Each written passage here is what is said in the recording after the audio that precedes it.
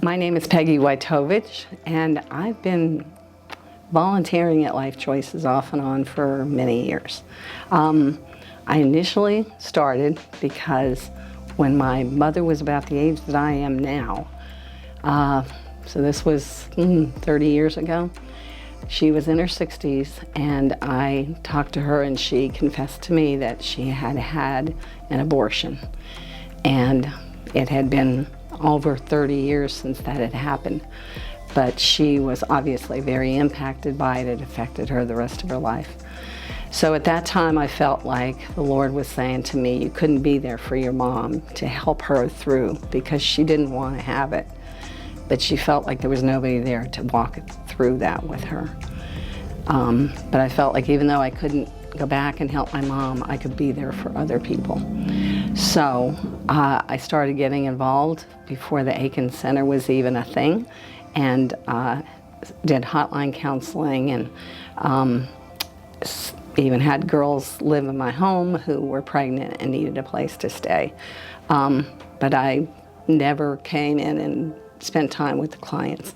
5 years ago, I was at a department store here in town, and I ran into a young lady who was pregnant at the cashier, and I congratulated her, and she quickly said, no thank you, this is not what I should be. I shouldn't be pregnant. And I said, I'm not sure what would make you say that, but for whatever reason you're saying that, this child has been born, has been created by God.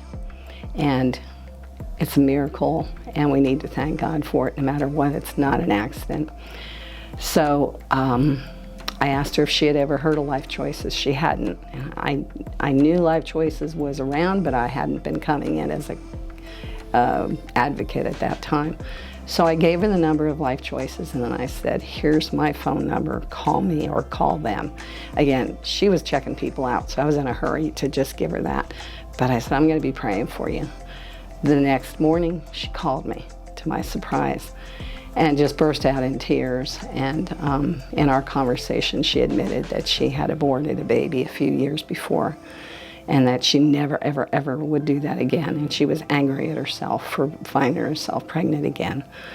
She did not want to place the baby for adoption. She wanted to parent, but everybody was telling her she couldn't. And as the father of the baby had abandoned her, she got more and more depressed, and that night she had planned to go home and commit suicide. When I talked to her, she saw that as a sign from God that she wasn't supposed to kill herself or the baby, and that maybe she could do this parenting thing, because she didn't even have parents supporting her at that time. So we talked a lot, needless to say, and I talked to her about the Lord, and she said, I believe everything you're saying. I've been raised that way, but it's been a long time since I've talked to God. And I said, well, I think it's about time we change that, don't you? And she said, yes. So we prayed together, and long story short, that was 5 years ago. She had a little boy and loves being a mother, and she sends me pictures, and she has moved and is in a stable situation now. So I just said, why would I want to do anything else? The Lord's obviously given me a heart for this. And even though I know I have no strength of my own, and any miracle I see is coming from Him.